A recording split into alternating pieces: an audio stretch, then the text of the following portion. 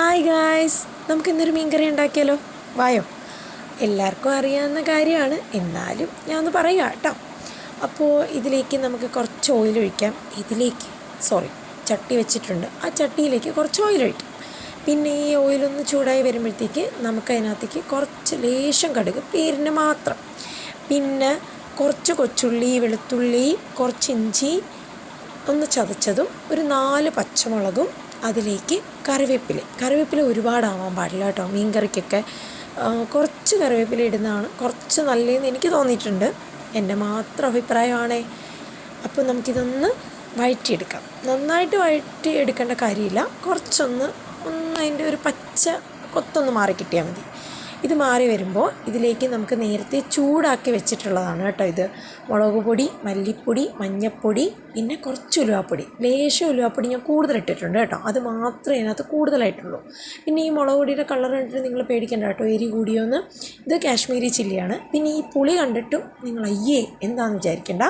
പുളി നന്നായിട്ട് കഴുകിയിട്ട് നന്നായിട്ട് തിളപ്പിച്ചെടുത്ത പുളിവെള്ളമാണ് കേട്ടോ. അതുകൂടി ഇട്ടിട്ട് ആവശ്യത്തിന് വെള്ളം ഒഴിച്ച്, ഇളം ചൂടുള്ള വെള്ളമാണെങ്കിൽ അടിപൊളിയായിരിക്കും കേട്ടോ. പിന്നെ അതിലേക്ക് ലേശം ഉപ്പ് കൂടി ഇട്ടിട്ട് ഞാനൊന്ന് അടച്ചു വയ്ക്കുകയാണ്. ഉപ്പിട്ടത് കാണിച്ചില്ല കേട്ടോ. അപ്പോൾ ഇതൊന്ന് തിളച്ച് വരട്ടെ. ഇതൊന്ന് തിളച്ച് വരുമ്പോഴത്തേക്കും നമുക്ക് കുറച്ചും കൂടി ഉപ്പിട്ട് കൊടുക്കാം കേട്ടോ, ആവശ്യത്തിന്. അപ്പോൾ ഉപ്പും കൂടി ഇട്ടു. ഞാനിതൊന്ന് അടച്ചു വയ്ക്കുകയാണ്. അടച്ചു വെച്ചു, ഇതാ തിളച്ചു. ഇതൊന്ന് ഉപ്പിട്ടിട്ട് നമുക്കൊന്ന് ഇളക്കി കൊടുക്കാം കേട്ടോ. എന്നിട്ട് അടച്ചു വയ്ക്കാവേ. അടച്ചു വെച്ച് നന്നായിട്ട് തിളപ്പിച്ചെടുക്കാം. ഇതാ തിളച്ച് വന്നിട്ടുണ്ട്, നല്ല തിള വന്നിട്ടുണ്ട് കേട്ടോ. ഇതിലേക്ക് നമുക്ക് എന്ത് ചെയ്യാം? ഈ മീനിൻ്റെ പേരറിയോ? ഇവിടെയൊക്കെ പൊന്നാര എന്നാണ് പറയുന്നത്, ചെങ്കലവ എന്നും പറയും. നിങ്ങളുടെ നാട്ടിൽ എന്താ പറയുക? പിന്നെ ഇതിന് പുതിയാപ്ലക്കോര അങ്ങനെയൊക്കെ പറയുന്നത് കേട്ടിട്ടുണ്ട് കേട്ടോ. പല നാട്ടിലും പല പേരാണല്ലോ. അപ്പം നമ്മുടെ നാട്ടിൽ പൊന്നാര എന്നാണ് പറയുന്നത്. അപ്പോൾ ഇതും കൂടി ഇട്ടു, നന്നായിട്ട് തിളപ്പിച്ച് നല്ലോണം വെട്ടി തിളപ്പിച്ചൊരു 10-20 മിനിറ്റെങ്കിലും വേവിക്കണം. ഈ മീൻ വലിയ വേവുള്ള മീനല്ലെങ്കിലും കറി ഒന്ന് കുറുകി ഉപ്പും പുളിയൊക്കെ ഒന്ന് പിടിക്കാൻ വേണ്ടിയിട്ട് ഒന്ന് തിളപ്പിക്കാം കേട്ടോ. ഇതിന് അത്യാവശ്യം എരിയുള്ള കറിയാണേ. അപ്പോൾ ഇതാ തിളച്ച് വന്നു.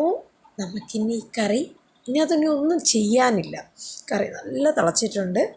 ഇനി ഇതൊന്ന് വറ്റിയെന്ന് വെച്ച് കഴിഞ്ഞാൽ ഒന്ന് കുറുകി വരണം, അത്രേ ഉള്ളൂ. ഇതാ കുറുകി വന്നിട്ടുണ്ട്. ഇത് അടച്ചു വയ്ക്കാം. പക്ഷേ ഇത് ഇന്ന് എടുക്കുന്നതിനേക്കാൾ അടിപൊളിയാണ് കേട്ടോ നാളെ എടുക്കാൻ. അപ്പോൾ ഇതൊന്ന് ട്രൈ ചെയ്ത് നോക്കിയിട്ട് കമൻറ്റ് ചെയ്യണേ. Bye bye.